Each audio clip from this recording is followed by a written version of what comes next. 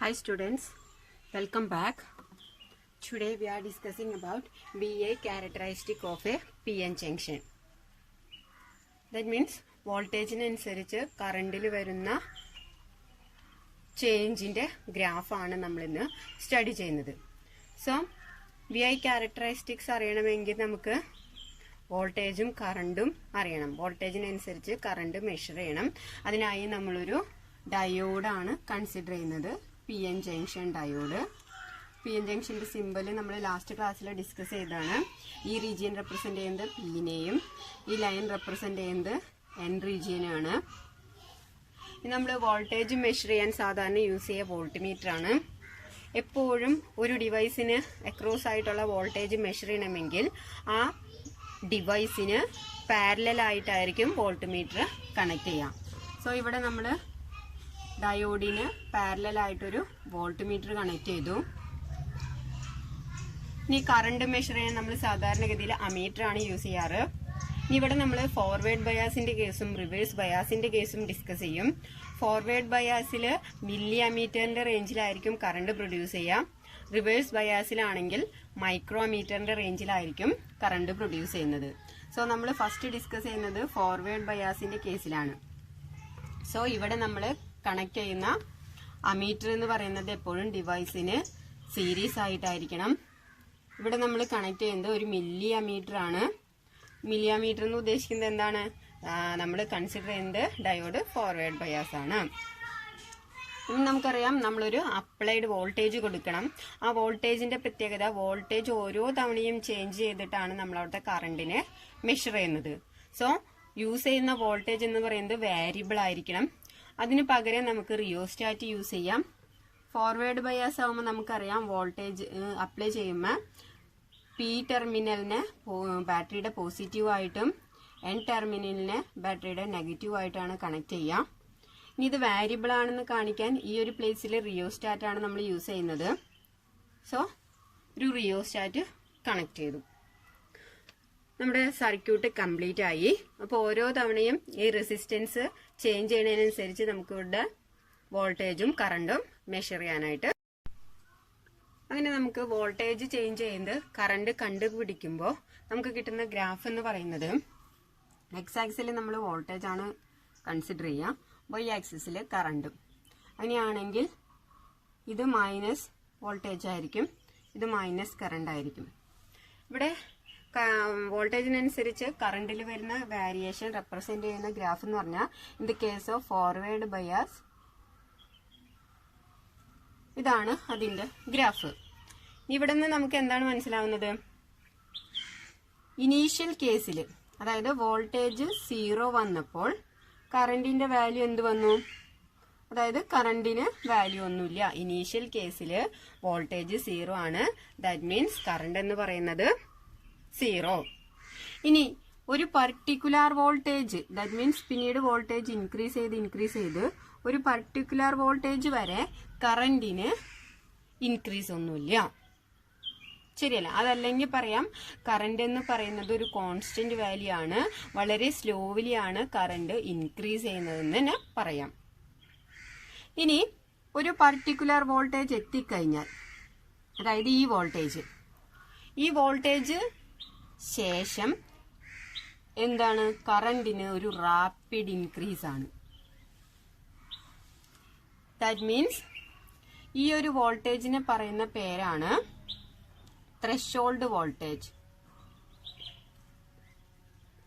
Threshold voltage അല്ലെങ്കിൽ peak നീ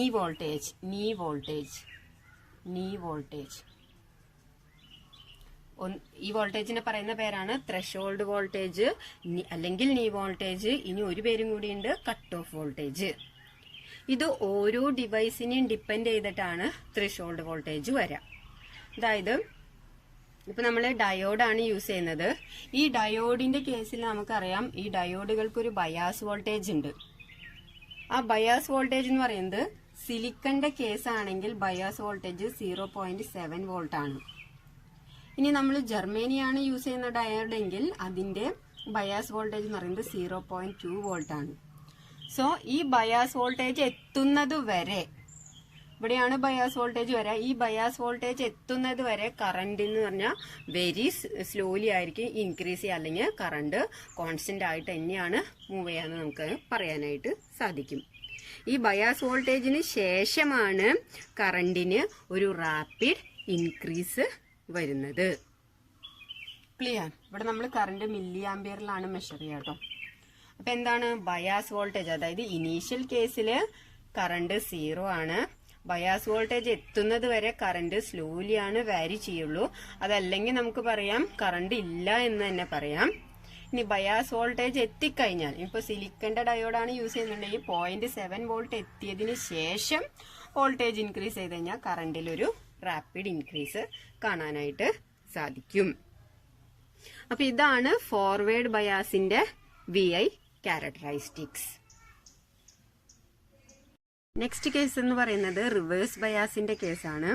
reverse ബയാസിൽ നമുക്കറിയാം പി റീജിയനെ ബാറ്ററിയുടെ നെഗറ്റീവ് ടെർമിനൽ ആയിട്ടാണ് കണക്ട് ചെയ്യുക. അപ്പോൾ P2 N വന്നു. പിന്നെ N റീജിയനെ ബാറ്ററിയുടെ പോസിറ്റീവ് ടെർമിനലുമായിട്ടും കണക്ട് ചെയ്തു. ഇനി നമുക്കറിയാം ഈ റിവേഴ്സ് ബയാസിന്റെ പ്രത്യേകത എന്ന് പറഞ്ഞു കഴിഞ്ഞാൽ റിവേഴ്സ് ബയാസിൽ കറണ്ട് കണ്ടക്ടിവിറ്റി വളരെ കുറവാണ്, അല്ലെങ്കിൽ അതായത് കണ്ടക്ട് ചെയ്യില്ല എന്ന് തന്നെ പറയാം. അപ്പോൾ current conductivity less in the case of reverse bias. നമുക്കറിയാം അതിലെ മൈനോറിറ്റി ചാർജ് കാരിയേഴ്സിന്റെ കറണ്ടാണ് നമ്മളിവിടെ കൺസിഡർ ചെയ്യുന്നത്. മെജോറിറ്റി ചാർജ് കാരിയേഴ്സിന്റെ കറണ്ട് എന്ന് പറയുന്നത് നമുക്കറിയാം ലെസ് ആണ്. മൈനോറിറ്റി ചാർജ് കാരിയേഴ്സിന്റെ കറണ്ട് ഉണ്ട്, അത് മൈക്രോ ആംപിയറിന്റെ റേഞ്ച് ആണ് നമ്മൾ കഴിഞ്ഞ ക്ലാസ്സിൽ ഡിസ്കസ് ചെയ്തിട്ടുണ്ടായിരുന്നു. നമുക്കറിയാം ഇവിടത്തെ ഇഫക്റ്റീവ് പൊട്ടൻഷ്യൽ എന്ന് പറഞ്ഞു കഴിഞ്ഞാൽ വി ഇൻക്രീസ് ചെയ്ത് കഴിഞ്ഞാൽ, അതായത് അപ്ലൈ ചെയ്യുന്ന പൊട്ടൻഷ്യൽ ഇൻക്രീസ് ചെയ്ത് കഴിഞ്ഞാൽ ബാരിയർ പൊട്ടൻഷ്യലും ഇൻക്രീസ് ചെയ്യും. വി ഇൻക്രീസ് ചെയ്ത് കഴിഞ്ഞാൽ V0യും ഇൻക്രീസ് ചെയ്യും. അതായത് എന്താ, വോൾട്ടേജിന് അക്രോസ് ആയിട്ടുള്ള കറണ്ട് ഇൻക്രീസ് ചെയ്യുന്നത് വെരി സ്ലോലി ആയിരിക്കും. വോൾട്ടേജ് ഇൻക്രീസ് ചെയ്യുന്നതിനനുസരിച്ച് കറണ്ട് ഇൻക്രീസ് ചെയ്യുന്നത് വെരി സ്ലോലി ആയിരിക്കും. കാരണം എന്താ, ഇവിടെ കറണ്ട് മൈക്രോ ആംപിയറിന്റെ റേഞ്ച് ആണ്. അപ്പോൾ വോൾട്ടേജ് ഇൻക്രീസ് ചെയ്താലും ഈ മൈക്രോ ആംപിയറിന്റെ റേഞ്ചിൽ തന്നെയാണ് ഇവിടെ കറണ്ട് ഇൻക്രീസ് ചെയ്യുക. അപ്പൊ നമുക്ക് പറയാം വോൾട്ടേജ് ഇൻക്രീസ് ചെയ്യുന്നതിനനുസരിച്ച് കറണ്ടിൽ വരുന്ന ഇൻക്രീസ് വെരി സ്ലോലി ആണ്. ഇനി നമ്മൾ ഈ പറഞ്ഞതുപോലെ തന്നെ ഓരോ ഡയോഡിനും ഒരു ബയാസ് വോൾട്ടേജ് ഉണ്ട്. ഇപ്പൊ നമ്മൾ പറഞ്ഞു സിലിക്കന്റെ കേസിലാണെങ്കിൽ ബയാസ് വോൾട്ടേജ് 0.7 വോൾട്ടും, അതേപോലെ തന്നെ ജർമേനിയത്തിന്റെ കേസാണെങ്കിൽ ബയാസ് വോൾട്ടേജ് 0.2 വോൾട്ടും ആണെന്ന് പറഞ്ഞു. ഈ ബയാസ് വോൾട്ടേജ് എത്തിക്കഴിഞ്ഞ് കറണ്ട് എന്ത് ചെയ്യും, അതിന്റെ മാക്സിമം എത്തും. ഇപ്പോൾ എവിടെയാണോ ബയാസ് വോൾട്ടേജ് വരുന്നത് ആ ഒരു റീജിയനില് മാക്സിമം കറണ്ട് വരും. ഓക്കെ, ഇപ്പൊ ഇവിടെ ഇൻക്രീസ് ചെയ്ത് ഒരു പർട്ടിക്കുലർ വോൾട്ടേജ് വരുമ്പോൾ മാക്സിമം കറണ്ട് വരും. അതിനുശേഷം എന്ത് ചെയ്യും, ഈ കറണ്ട് മാക്സിമം വന്നു കഴിഞ്ഞാൽ അവിടെ എന്താ സംഭവിക്കുന്ന കഴിഞ്ഞാൽ PN ജംഗ്ഷൻ ബ്രേക്ക് ഡൗൺ ആകും. അതായത് ബയാസ് വോൾട്ടേജിൽ വരുമ്പോൾ ബയാസ് വോൾട്ടേജ് എത്തിക്കഴിഞ്ഞാൽ അവിടെ PN ജംഗ്ഷൻ എന്ത് ചെയ്യും, ബ്രേക്ക് ചെയ്യും. PN ജംഗ്ഷൻ ബ്രേക്ക് ചെയ്ത് കഴിഞ്ഞാൽ ഈ നമുക്കറിയാം ഹോൾസും അതേപോലെ തന്നെ ഇലക്ട്രോൺസും അങ്ങോട്ടും ഇങ്ങോട്ടും മൂവ് ചെയ്യും. അപ്പൊ അവിടെ എന്തുണ്ടാവും, കറണ്ട് മാക്സിമം. അതാണ് ഇവിടെ ഉദ്ദേശിക്കുന്നത്. അപ്പോൾ ബയാസ് വോൾട്ടേജ് എത്തിക്കഴിഞ്ഞാൽ കറണ്ട് അതിന്റെ മാക്സിമം വാല്യൂവിലെത്തും. അതിന്റെ റീസൺ ഇതാണ്, ബയാസ് വോൾട്ടേജ് എത്തിക്കഴിഞ്ഞാൽ PN ജംഗ്ഷൻ ബ്രേക്ക് ചെയ്യും. PN ജംഗ്ഷൻ ബ്രേക്ക് ചെയ്ത് കഴിഞ്ഞാൽ അവിടുത്തെ റെസിസ്റ്റൻസ് എന്ത് വരും, 0 വരും.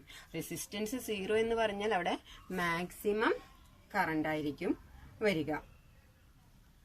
ഇനി ആഫ്റ്റർ ബ്രേക്ക് ഡൗൺ, ആ വോൾട്ടേജിന് നമ്മൾ പറയുന്ന പേരാണ് break down voltage. Break down voltage.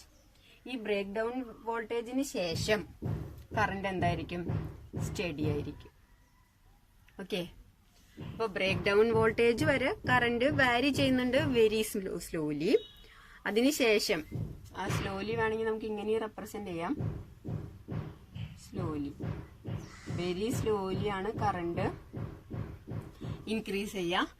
ഈ ബ്രേക്ക് ഡൗൺ വോൾട്ടേജ് വന്നു കഴിഞ്ഞാൽ, ഈ ബ്രേക്ക് ഡൗൺ വോൾട്ടേജ് എപ്പോഴാ വരാ, ബയാസ് വോൾട്ടേജ് വന്നു കഴിഞ്ഞാൽ അവിടുത്തെ PN ജംഗ്ഷൻ ബ്രേക്ക് ചെയ്യും. PN ജംഗ്ഷൻ ബ്രേക്ക് ചെയ്യാന്ന് പറഞ്ഞാൽ അവിടുത്തെ റെസിസ്റ്റൻസ് 0 വന്നു. That means maximum current. അപ്പൊ ഈ ഒരു പോയിന്റിൽ മാക്സിമം കറണ്ട് ആയിരിക്കും. ഈ PN ജംഗ്ഷൻ ബ്രേക്ക് ചെയ്ത് കഴിഞ്ഞു കഴിഞ്ഞാൽ എന്ത് സംഭവിക്കും, കറണ്ട് എന്ത് ചെയ്യും, ബിക്കം സ്റ്റഡി ആയിരിക്കും.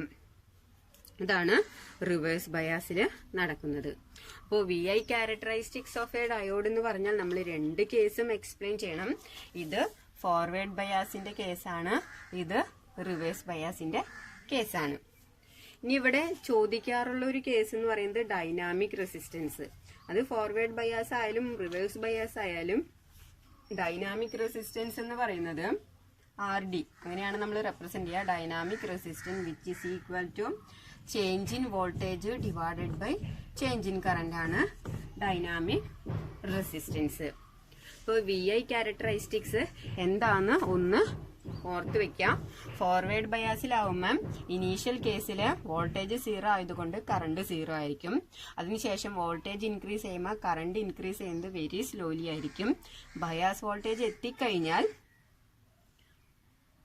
ആ പർട്ടിക്കുലർ ബയാസ് വോൾട്ടേജിന് ശേഷം കറണ്ടിൽ ഒരു റാപ്പിഡ് ഇൻക്രീസ് ആയിരിക്കും. ഈ പർട്ടിക്കുലർ വോൾട്ടേജിനെ പറയുന്ന പേരാണ് നീ വോൾട്ടേജ്, അല്ലെങ്കിൽ ത്രെഷോൾഡ് വോൾട്ടേജ്, അല്ലെങ്കിൽ കട്ട് ഓഫ് വോൾട്ടേജ്. ഇനി റിവേഴ്സ് ബയാസിന്റെ കേസ് നോക്കുകയാണെന്നുണ്ടെങ്കിൽ കറന്റ് കണ്ടക്ടിവിറ്റി ലെസ് ആണ്. ഇവിടെ എന്താണ്, കറന്റിന്റെ റേഞ്ച് മൈക്രോ ആംബിയറിന്റെ റേഞ്ച് ആണ്. ഇവിടെ വോൾട്ടേജിന് അക്രോസ് ആയിട്ട് കറന്റ് ഇൻക്രീസ് ചെയ്യുന്നത് വെരി സ്ലോലി ആയിരിക്കും. That is in the range of micro ampere ആണ്. ഇനി ഒരു പർട്ടിക്കുലർ വോൾട്ടേജ് വരെ കറന്റ് സ്ലോലി ഇൻക്രീസ് ചെയ്ത് വരും. ഇനി ബയാസ് വോൾട്ടേജ് എത്തിക്കഴിഞ്ഞാൽ, ആ ഡയോഡിന്റെ ബയാസ് വോൾട്ടേജ് എത്തിക്കഴിഞ്ഞാൽ എന്ത് സംഭവിക്കും? PN ജംഗ്ഷൻ ബ്രേക്ക് ചെയ്യും. PN ജംഗ്ഷൻ ബ്രേക്ക് ചെയ്ത് കഴിഞ്ഞാൽ അതിനുശേഷം കറണ്ട് സ്റ്റഡി ആയിരിക്കും. ഈ വോൾട്ടേജിന്, അതായത് കറണ്ട് സ്റ്റഡി ആവുന്ന കറണ്ട് സ്റ്റഡി ആവുന്നതിന് മുമ്പുള്ള ആ വോൾട്ടേജിനെയാണ് നമ്മുടെ ബ്രേക്ക് ഡൗൺ വോൾട്ടേജ് എന്ന് പറയാം. ഇനി കറണ്ട് സ്റ്റഡി ആവാന്ന് പറഞ്ഞാൽ ആ കറണ്ടിനെ നമ്മൾ പറയുന്ന പേരാണ് സാച്ചുറേഷൻ കറന്റ്. സ്റ്റഡി കറണ്ടിനെ പറയുന്ന പേരാണ് സാച്ചുറേഷൻ കറന്റ്. ഓക്കെ, ഇനി ഇതിൽ നമ്മൾ നോക്കാനുള്ളത് ഡൈനാമിക് റെസിസ്റ്റൻസ് ആണ്. ഡൈനാമിക് റെസിസ്റ്റൻസ് എന്ന് പറഞ്ഞാൽ change in voltage divided by change in current.